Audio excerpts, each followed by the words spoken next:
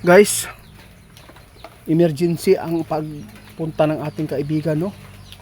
Sa lahat ng makapanood, masama pa rin ang fault line natin dito sa Pilipinas. Mag-ingat po daw tayo.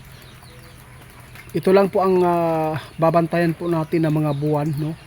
Kung saan ito ay pumasok doon sa kanilang bulang kristal, kung saan ay matutukoy ng ating kaibigan ang pangyayari, kaibigan. Salamat po sa pagsisikap ninyo na magbigay po ng paalala at impormasyon na ito ay makapagbigay ng kasamaan sa mga tao. Kung sa man na inyong nakita karon, kaibigan, wala gyud pag-usab, wala pa ring pagbabago. Nako guys, ito po ang tandaan po ninyo mga buwan guys, kapag walang lindol po na mangyari ngayon December, doon po sa Agosto, Marso, kana nga mga buwan ato ang likayin karon na magamping ta sa mga lugar na pwede na makahatag nato og problema sa atong kinabuhi, kaibigan. Salamat po talaga sa inyo, kaibigan. Guys, tandaan po ninyo mga buwan na yan na kapag walang lindol po ngayon na mga malalakas ngayong December, kailangan talaga dublihin po natin ang pag-iingat sa 2026, kasi po sabi ng ating kaibigan, makarinig kayo ng mga lindol na malakas na hindi pa niyo naririnig noon at naririnig ngayong taon na to, kasi mayroon pong lindol guys na may mga tunog. Ibig sabihin nito, napakalakas na po ito, kaibigan. Bakit po ito, kaibigan, mangyari? Ito pala ang dahilan guys. Isa na po dito ang bulkan, kung kapag ang bulkan marami pong gising at pumuputok ang mga bulkan na to, is imposible guys na hindi talaga mangyari yung mga malalakas na lindol, kasi lalo na po ang fault line dito sa Pilipinas kasi sobrang angat pa rin, hindi pa rin nagbabago, kaibigan, wala normal. Maraming salamat talaga, kaibigan, napakabuti ninyo. Wala talaga kayong surrender ba, hindi po kayo nagbago, hindi pa rin kayo nawalan ng gana sa pagpapaabot. Nandiyan pa rin ang inyong suporta sa mga tao dito sa Pilipinas. Kahit masama ang tao sa inyo. Oo nga, sa bagay, yun po ang napakabuti sinabi nyo.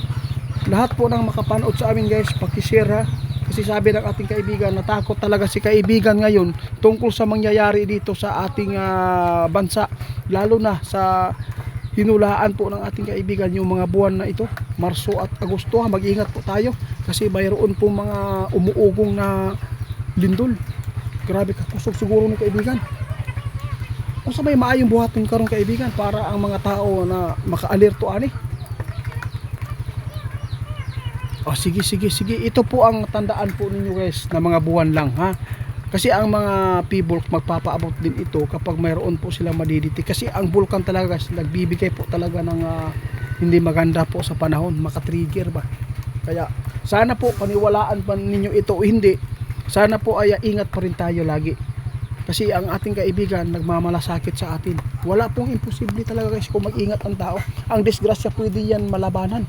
Pwede yan na hindi tayo maalanganin ang buhay natin. Magdahan-dahan tayo sa pagpatakbo. Ano man po ang ating babantayan, maging alerto tayo, di ba kaibigan?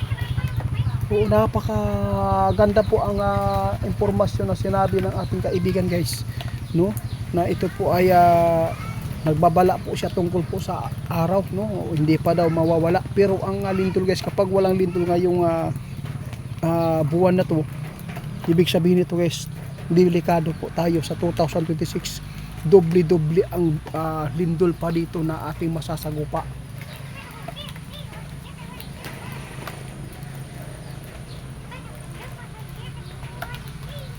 Huwag po daw tayong mawalan ng pag-asa guys, ha?